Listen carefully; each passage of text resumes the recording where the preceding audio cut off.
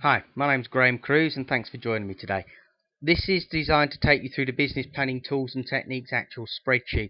This builds on and leads on from the presentation that is available on our website at cruisecomcons.co.uk and the business planning tools and techniques presentation, which is available to watch on YouTube if you just click the link through. This model shows through the needs for business planning and how my tools have helped to do that. So today I'd like to take you through an actual live example, and this is the business planning tool that we have available. As you will notice from the outset, this is all in Excel, which has numerous advantages for most people. Firstly, that it's Excel, so you don't need to buy any new software or any programs to run this. Secondly, as it's in Excel, everybody will be au fait with the system and be familiar with it, so I only have to go through the thinking and inputting of the details. And thirdly, it could be managed in-house for you, so avoiding any unnecessary costs or concerns that people have got. As you'll notice, there's a simple input screen, which you can put in the account details, the volume and the value, and then there are some summary charts that are predetermined to come out of this. What we'll do is we'll go through a live example for customer 1, but then it's looking at how you did last month, what your budgetary comparisons are, your summary by sales per month, another summary chart that looks at the volume and the gross margin or contribution per month and shows that by customer for the year. Again, these are designed to be what I refer to as dashboard warning lights. The sales value, as they say, sales is vanity, profit is sanity, and this allows you to delve into those, and if you need to dig in even further, there's a pivot table involved, all the data as well. But let me just show you how relatively easy this is to do. You have all the customer information. Because the information is available for the pivot table at the end, the data has to be structured correctly. So we have a range of areas that we could drop down. So these little drop down areas are over here. So we've got by sector, or that could be by channel, professional, consumer, where this model was originally used. But say, for example, we want to create a new one for web. Category, these are internal product categories, so you can do some so the first column will let you do some channel business reviews. This will let you do product reviews. So say, for example, in this instance we have a category called snacks, and then we've got organic, new and potential. Let's just call that existing business, and then we've got new business, and then we've got potential business. So let's go through a practical example hands-on on how to do it for customer 1. So this is the sector, or otherwise known as channel, and we've decided we wanted a channel called web.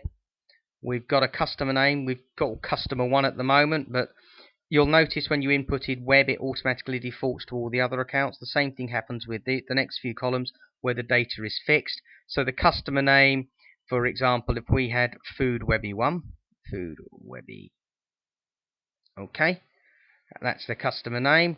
Their customer number, what do accounts tend to use? They use a code. So say they use FW1, just input that, and you'll notice that defaults all the way down.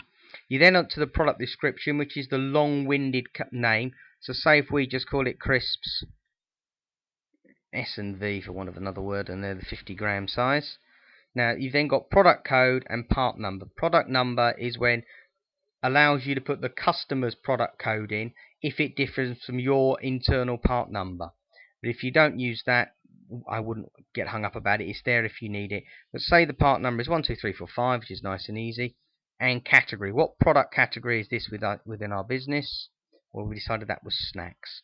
Clearly, what you'll identify all your channels and your product types and your categories up front, so you can sort all those out nice and easily. It's just a straightforward drop down. And then we've got potential, or we'll say this is a new line that's going to go into this customer. And say they're going to start off at 100 in March, and that's going to go up to 125, then 150, and it's just going to carry on like that throughout the rest of the year. Okay, that's the predicted sales value. As you notice, it's straightforward inputting the numbers. You can copy it across, and again the same thing. We start of March, but say we're going to charge them £2 a month for the product. And again, as mentioned, the easy way, if it's constant across, you can just copy it across like that. That then works out the sales value. You'll notice that these cells are protected because it's a formula, so that nobody can ruin the spreadsheet. You then put in your cost price. I've actually put it in this instance. Say it's £1.25. Again, those need to be decided and determined by the accounts department, I would recommend. And that then gives you a contribution. So on this chart, I can see that I'm making a contribution of just over £1,000 on a sales value of 2,850, and we're making 37.5%. All very good. So if we go to the summary chart, you can see the numbers there. We've got a sales value of 2,850 on a volume of 1,425 cases, with a contribution of £169. And you can see that when you look at it on other tabs, it's the same information, but just in slightly different formats. But it's all automatically done, so you can see how your business is going to go.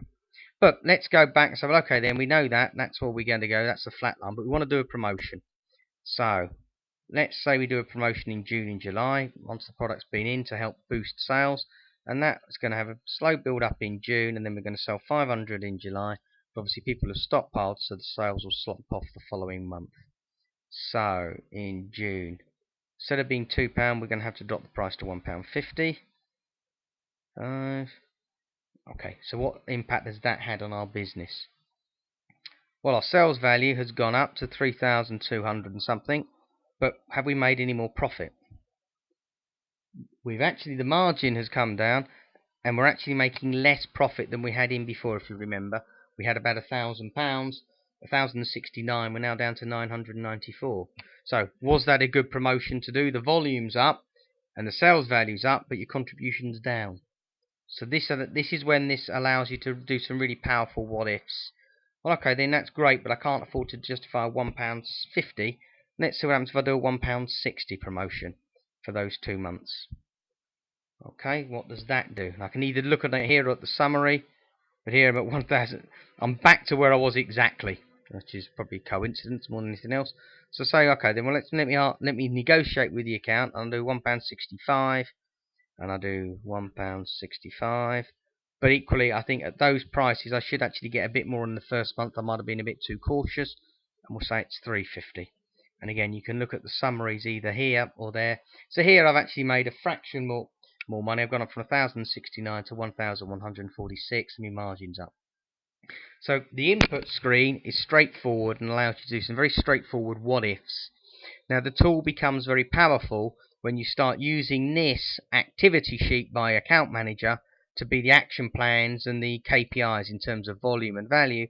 But for example, have they got the new line forms in? If it's going to be selling in March, they need to be submitted in January, for example. And the promotion that is going to run in June probably needs to be finalised and agreed in March. So all of these things help to plan out what's happening with the business. Equally, the impact falls out onto the summary charts and the pivot table. So if you come to the pivot table, just wait for the machine to keep up with me because it's quite a big spreadsheet because it's very powerful. If we do refresh all, and let's just look at what we want to look at. So say in the sectors we only actually want to look at web, so we'll unclick the other sectors. There we are, we've got web, and there we've got food webby because there's only the one customer, and we've got the sales value there. But equally, if it's to production planning terms, we can look at that in terms of volumes. Okay, and we could then look at that in by part number or whatever else we wanted to look at it. So we've got 1, 2, 3, 4, 5 will be the same information. But it allows us, so if this is production planning, or we could do the totals, which will be finance, and they can look at the details, or they can look at the summary by month. It also allows marketing to plan together. So it's designed to make sure all the silos are pulling together in what is a fairly straightforward and easy to use spreadsheet that, like I said, is protected to make sure you can't put different things in. So for example, if you wanted to suddenly make that the crisps area, it won't let you. So that's the reason why it's got some protection to make sure they're there, but hopefully you've got sufficient flexibility in terms of dropping down the number of sectors that you've got, because there's 5, and product categories, well, that's right through to about 15 to 18 of those. And equally, I think you can actually go down and do up to about 86 different customers. So each individual block is an individual customer, and only put in the lines that they sell. But it's all there, nice and easy to use, and I hope you find that useful. As mentioned, the web details and the PowerPoint presentation are available from the blog on the website of cruisecomcons.co.uk. And my email's there as well if I can help with anything else.